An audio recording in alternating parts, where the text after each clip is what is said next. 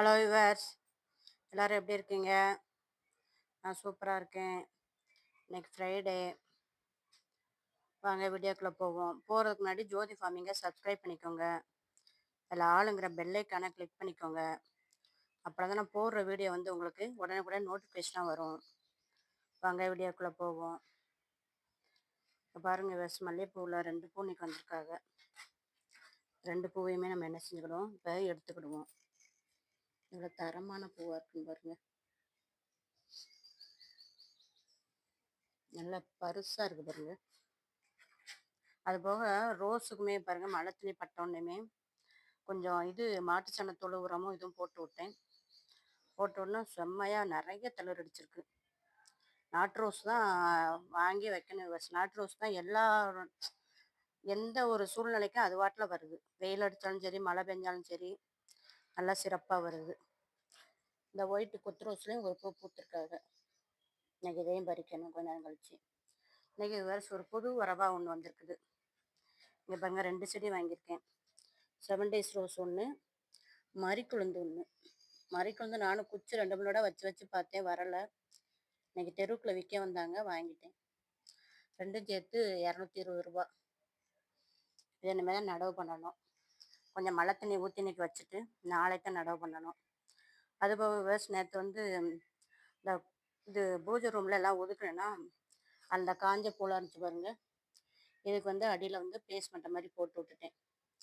இதை போடும் போது நல்லா உரமாகவும் ஆயிரும். இது காஞ்ச பூனால காஞ்ச வெங்காயத்தூள் இப்படிலாம் இருந்தால் சரி, நீங்கள் செடிக்கு அடி உரமாக கொடுக்கலாம். இப்படி மழை நேரத்தில் இது ஒரு சின்ன டிப்ஸ் தான். வெயில் அடிக்கும் போது காய வைங்க.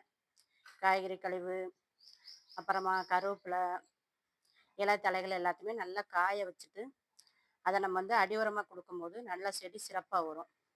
ஈரமாக கொடுக்க முடியாது. ஏன்னு கேட்டிங்கன்னா செடியிலும் ஈரப்பதம் இருக்குமா, அது ஒரு மாதிரி பூஞ்சை மாதிரி வந்துடும். அதனால் அப்படி கொடுக்க முடியாது. அதனால் நீங்கள் காய வச்சு குடும்பம் வரைக்கும் கொடுங்க, செடி நல்லா சிறப்பாக வரும். எல்லாமே பீன்ஸ் இங்கே பாருங்கள், நிறையா வந்துட்டாங்க. இந்த ஒன்று, இந்த ஒன்று, இந்த ஒன்று, 3 இருக்கா. இந்த ஒன்று, இந்த ஒன்று இன்னும் குட்டி குட்டியாக வேற தெரிஞ்சிச்சு. இன்னும் 2 3 குட்டி குட்டியாக கிடக்குது. எவ்வளோ சூப்பராக வந்திருக்கு பாருங்க. இந்த காய்கறி நல்லா வந்திருக்குது. இதில் ஒரு மிளகாய் செடி வருது. இது இந்த மிளகாய் இருந்தால் நல்லா இருக்குன்னு பார்க்கேன்.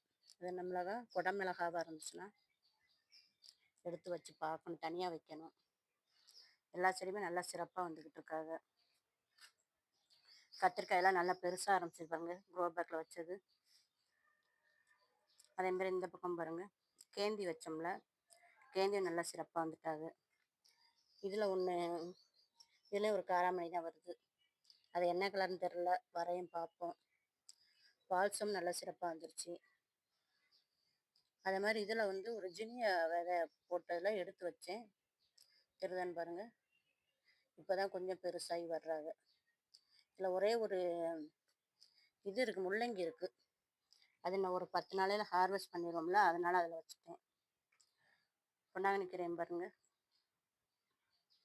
இங்கே பாருங்கள் மக்காச்சோளம். ஒன்று 2 கருது வருதுங்க. நான் எனக்கு 1 தான் வந்திருக்குது. அந்த தோட்டம் வச்சுருக்கவங்கள்ட்ட ஒருத்தர்கிட்ட கேட்டேன், 2 வரும் அப்படின்னாங்க. நமக்கு 1 தான் வந்திருக்குது. இன்னும் கொஞ்சம் நல்லா பருக்கணும், பெருசாக வரணும். பெருசாக வந்த பிறகு ஹார்வெஸ்ட் வீடியோ போடுறேன். அதுலேயுமே ஒரு கத்திரிக்காய் செடியில் பாருங்கள், அதில் நல்ல பெரிய கத்திரிக்காவா வெள்ளை கத்திரிக்காய் வருது. கத்திரி தான் பாருங்கள். இது பாருங்கள், இதில் வெள்ளை கத்திரிக்காய் வருது. இன்னொரு இதில் அந்த கோடுபட்ட கத்திரிக்காய் வருது. எல்லா செடியுமே நல்லா சிறப்பாக வந்துக்கிட்டு இருக்காங்க. பாவக்காலாம் இப்போ தான் கொடி ஏறுறாங்க. அது மாதிரி இங்கே கீழே ஒரு குச்சி, செவந்தி குச்சி ஊனி வச்சேன். இங்கே பாருங்கள், எவ்வளோ சூப்பராக தழுத்துருக்கு பாருங்கள். அதில் என்ன பூக்கள் பூக்கும். அது என்ன கலர்னு தெரில. எல்லா பூவையும் பார்க்குறதுக்கு நான் வெயிட் பண்ணிக்கிட்டு இருக்கேன். உங்களுக்கும் காமிக்கேன், வரையும். வீடியோ பிடிச்சா லைக் பண்ணுங்கள். ஏன்னா நேற்று நல்ல மழை கொட்டி தீர்த்துருச்சு. அதனால் என்ன பண்ண முடியாது, செடிகளுக்கு தண்ணி விட முடியாது. ஏன்னா எல்லா செடியுமே நல்லா சொதன்னு ஈரமாக தான் இருக்குது. அதனால் தண்ணி ஊற்றுற வேலை இல்லை நமக்கு. இங்கே பாருங்க, கையை உள்ளோட்ட எப்படி போகுதுன்னு பாருங்க. இவ்வளோ ஈரம் இருக்குது. இவ்வளோ ஈரம் இருக்கும்போது நம்ம தண்ணி ஊற முடியாது. அதனால் தண்ணி விடுற வேலை இல்லை. நம்ம வளர்ப்புகளுக்கும் ஒரு சேனல் ஆரம்பிச்சிருக்கோம். அதையும் சப்ஸ்கிரைப் பண்ணுங்கள், கமெண்ட் பண்ணுங்கள். அதுவுமே நிறைய பேர் சப்ஸ்கிரைப் பண்ணியிருக்கீங்க. அவங்களுக்கு எல்லாருக்கும் நன்றி. மிளகாயும் பறிப்போன்னு பார்க்கேன் விவர்ஸ். மிளகாயும் நிறையா வந்து கிடக்குதாக. பறிக்காமலே விட்டு இறங்கிக்கிட்டே போகுது செடியில். அங்கே பாருங்க, இங்கேயும் பாருங்க, அடியில் எல்லாமே இவ்வளோ சைஸ் தான் இருக்குது. எல்லாம் டார்க் கலராக பச்சையான பிறகு தான் பறிக்கணும். அது மாதிரி இந்த பப்பாளி பழமும் பழுக்க ஆரம்பிச்சிச்சு விவர்ஸ். பாருங்க, லைட்டாக மஞ்சள் கலர் வந்துருச்சு பாருங்க. நான் ஒரு 4-5 நாளையில் பழுத்துருன்னு நினைக்கேன். மரத்துலேயே பழுக்க விட்டு எடுக்கணும். நல்லா இவ்வளோ தான் வரும் உங்களுக்கு பெருசாகவே. இதுக்கு மேலே வரலை. நம்ம ஆர்கானிக்காக உரம் கொடுக்கறனால அவ்வளோதான் வருது. எவ்வளோ சூப்பராக இருக்குன்னு பாருங்கள். தேங்க்யூ.